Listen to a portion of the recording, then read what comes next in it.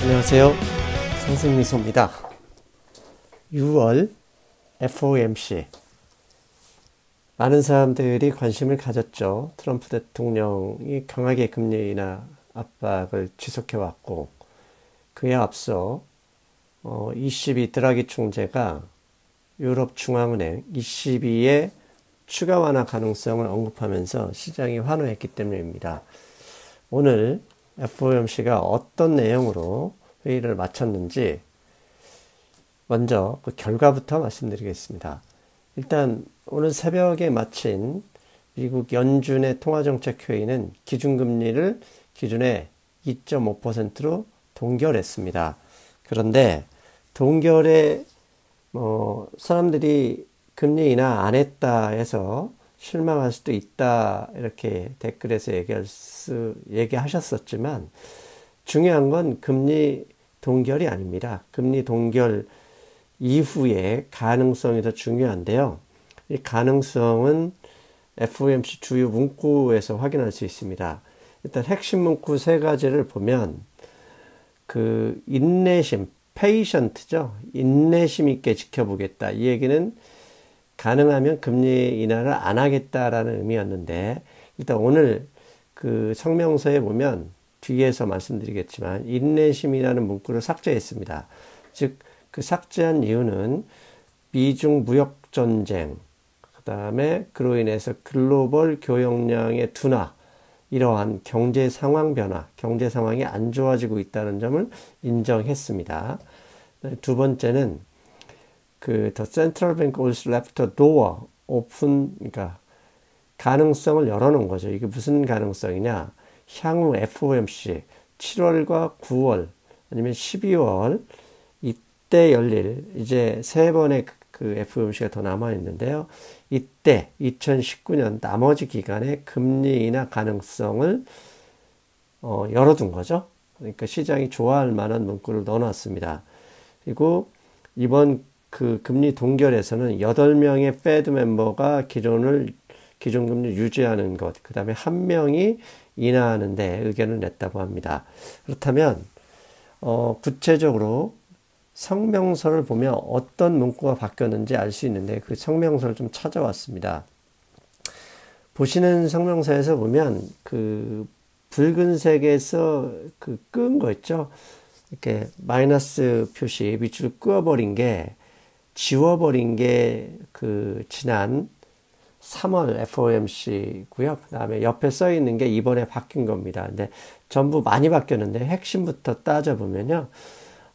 Economic Activity Solid라는 단어를 moderate, 즉 경제활동, 미국의 경제성장이 상당히 견고하다는 단어에서 solid라는 단어를 3월에 썼는데요. 이번에는 moderate, 즉 좋긴 하지만 그렇게 아주 뛰어난 건 아니고 적절하다. 약간 좀 성장률이 하향됐다는 그런 의미를 내포한다고 봐야죠. 그다음에 밑에 보면 declined라는 단어가 들어갔습니다. 즉 inflation remain low, 즉 인플레이션 가능성이 좀 낮았다. 그러니까 2% 인플레이션 목표치가 있는데요.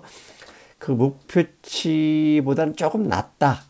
약간 낮은 상태에 있었다라는 remain low라는 단어를 declined, 하락했다로 바꿨습니다. 즉 인플레이션 목표치에 가까울수록 금리 인상 가능성이 높은 거고요.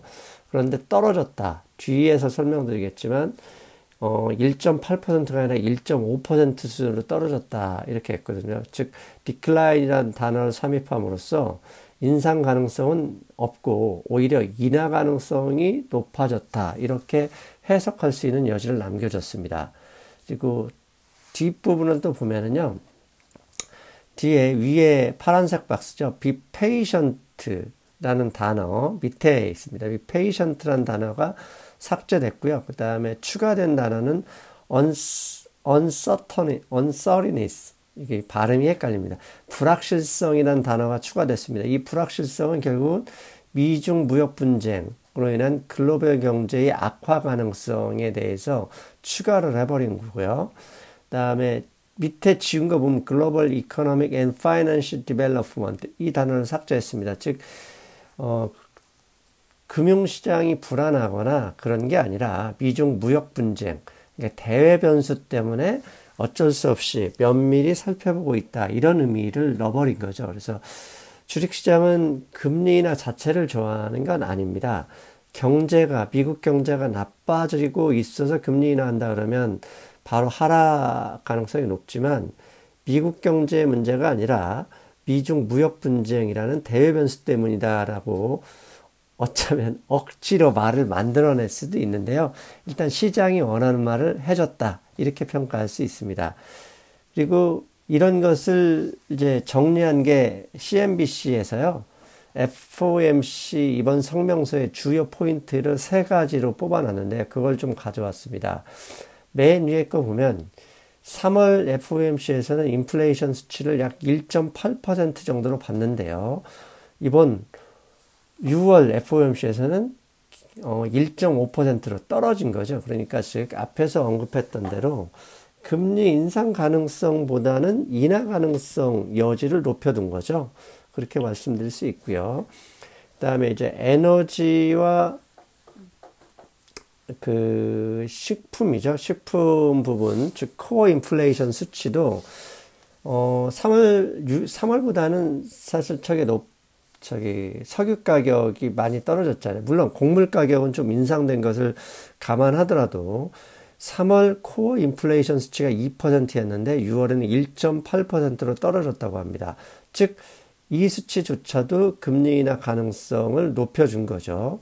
그다음에 이제 중요한 게 2분기 GDP 예상치입니다. 우리가 일요일 토마스 류 선생님이 이 GDP 예상치에서 말씀했었잖아요. 그래서 2.1%, 기존 골드만삭스, 모건 스탠리 등은 1% 성장률로 강하게 하락할 것이다라고 예상을 했지만 애틀란트 페드 예상치를 감안해서 이번 페드 FOMC에서는 2분기 GDP 성장률 예상치를 1%가 아닌 2.1%, 물론 1분기보다는 낮죠.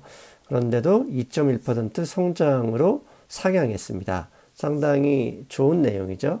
그러다 보니까 이 금융시장에서는 6월은 뭐 지나갔지만 7월에 열릴 FOMC에서 금리 인하 가능성을 100%로 예상하고 있다고 합니다. 이미 당연히 100%를 예상한다는 얘기는 시장이 원하는 수준까지는 아니더라도 일단 통화 완화 정책, 지난번 방송, 그 다음에 커뮤니티 게시판에서 말씀을 드렸잖아요. 글로벌 중앙은행, ECB를 필요한 거의 모든 중앙은행들이 통화 완화 정책을 준비하고 있는 상황에서 일단 가장 큰 핵심 중앙은행이죠. 글로벌 경제에서 가장 중요한 연준의 스탠스를 사람들이 눈여겨보고 있었는데요. 일단 시장 참여자들은 오늘 FOMC 결과 성명서를 보고 일단 7월에는 무조건 금리 인하를 할 가능성이 높다 이렇게 판단하고 있다고 합니다.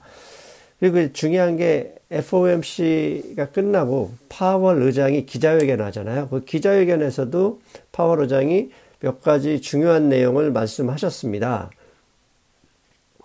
그 내용을 제가 정리한 건 아니고요. CNBC에서 또 3가지로 요약했는데요. 가장 먼저 요약한 내용을 보면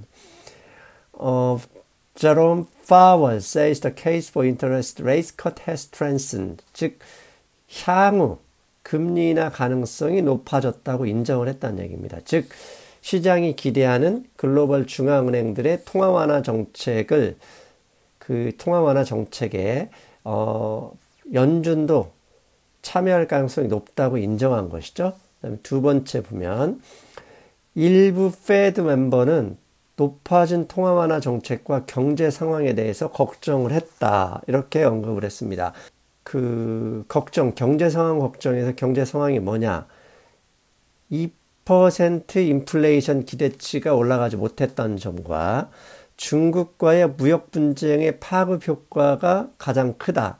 즉 앞에서 언급했잖아요. 미국 경제가 나빠서 금리 인하 가능성이 높인 게 아니라 중국과의 무역 분쟁의 파급 효과가 커서 걱정이다. 이로 인해서 금리 인하 가능성이 높아졌다라면서 은근히 자신들의 문제가 아니라는 것을 내세웠다는 점입니다. 이것도 시장이 앞에서 언급했죠. 좋아할 가능성이 높다.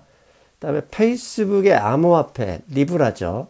이에 대해서도 기자회견에서 물어봤습니다. 그랬더니 페이스북과 사전 협의가 있었다라는 것을 인정을 했어요. 그리고 그 내용을 보면 어렵게 생각할 필요 없습니다.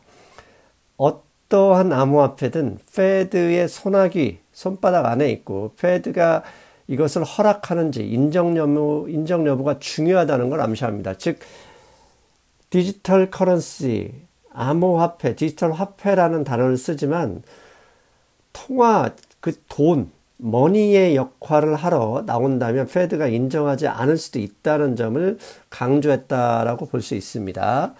자, 이제 여기까지가 FOMC, 그 다음에 기자회견 내용이었고요. 이제 우리가 감지해야 될 중요한 변화가 있습니다. 그 중요한 변화는 어제 밤에 블룸버그에서 나왔던 기사에서 우리가 고민해 볼 필요가 있습니다. 블룸버그는 일단 이런 기사를 냈습니다. 트럼프 대통령이 moves from trade war, 무역 전쟁에서 환율 정책 방향으로 이동하는 것 같다라는 기사를 냈습니다.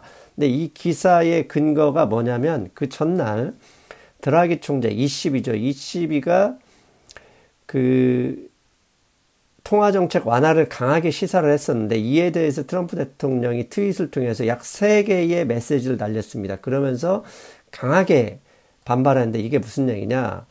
ECB의 통화 완화 정책으로 인해서 달러 강세가 조장됐고 반대로 유로화는 약세가 되죠. 이는 미국 기업에 좋지 않다. 즉 조만간 미국 정부는 강한 달러가 아니라 약한 달러에 대해서 정책적으로 펼치겠다 이런 의미가 되겠죠.